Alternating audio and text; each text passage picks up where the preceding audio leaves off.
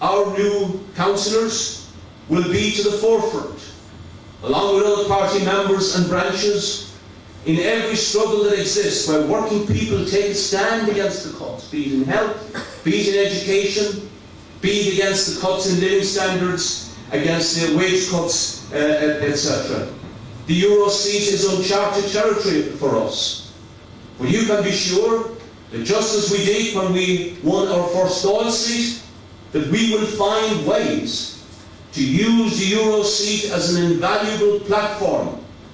for working people in this country, a tribune for workers to stand shoulder to shoulder with their struggles, such as they develop over the next period of time, and also critically, just as capitalism is massively globalized and the elite is an international elite exploiting internationally, we will use the Euro seat to probe the possibility of solidarity across borders and boundaries in Europe between workers in struggle, Irish workers, French, or wherever country people are. There is a huge non-reporting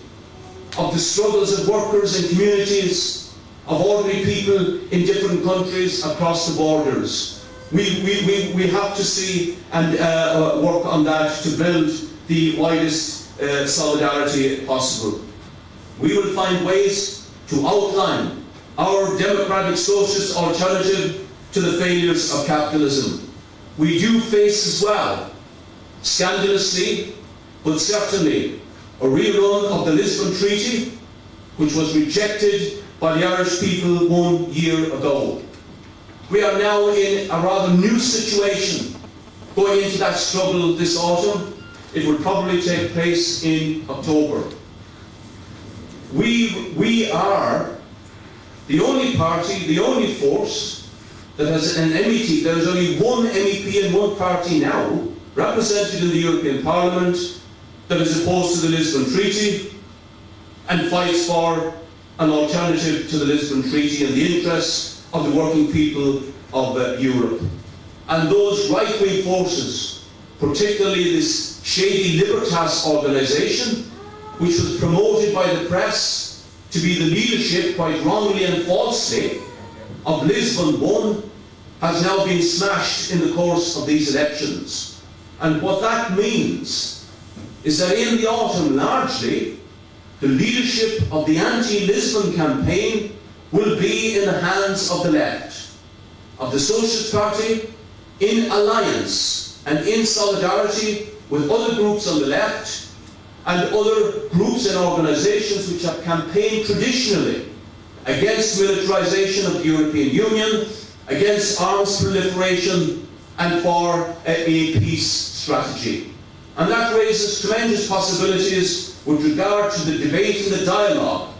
that can take place in the autumn, raising the consciousness, raising the sights of the Irish people across the board.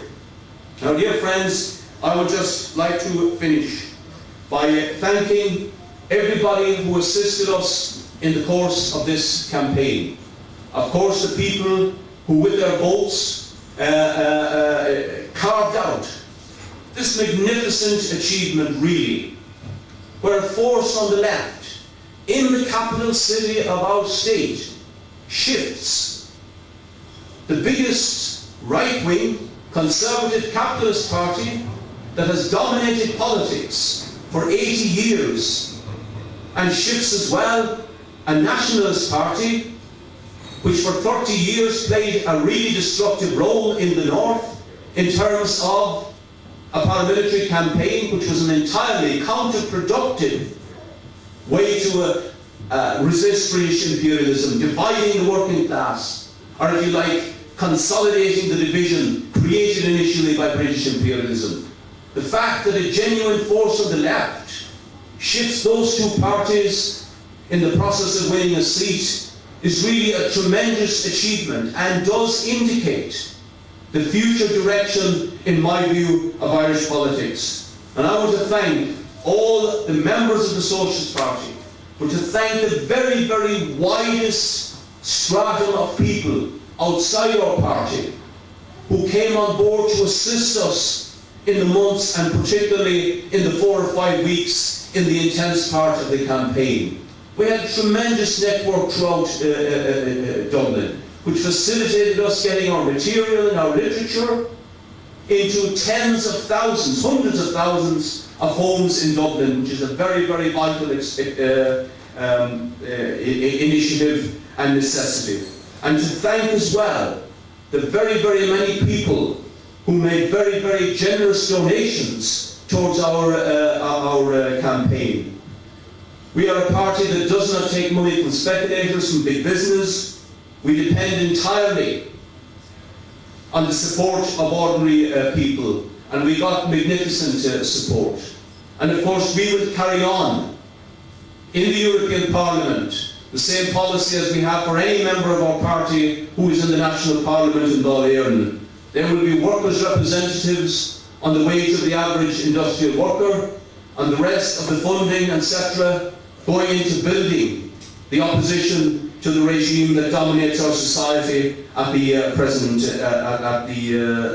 time. And I want to, in conclusion, to remember as well, in particular, one of our friends, a very good friend of the Socialist Party, who passed on tragically in recent times, who became very, very well known indeed nationally as a result of bringing to light the incredible and destructive way that our health services have developed. I refer to Susie Long, who was a good friend of the Socialist Party, who had a tremendous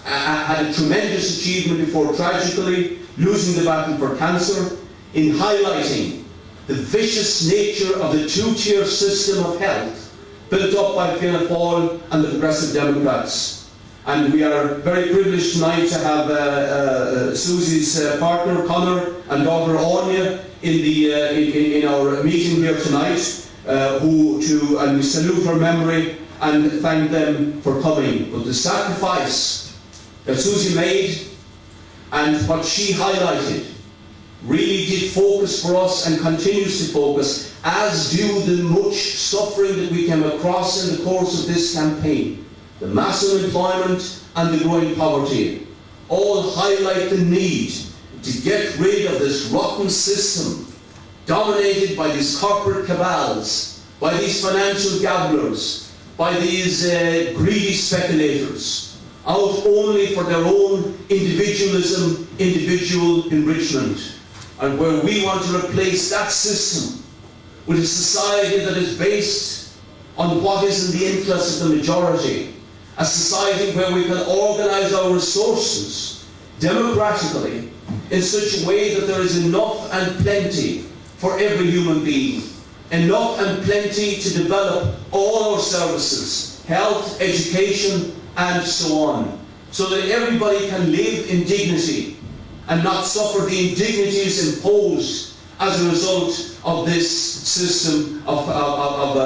market capitalism. That really is what we point to in the future. That was the significance of what was achieved in the course of this election campaign. We go into the future with tremendous confidence as a result of what has been achieved, but always motivated by the fact that we can create an entirely new, human, democratic, socialist society where the horrors that exist in our society and internationally as well, war, hunger, disease, etc., all these can be eliminated. That really is what the vision, if you like, that we hold, and we want everybody to participate with us in the next immediate period ahead in working towards to achieving those goals.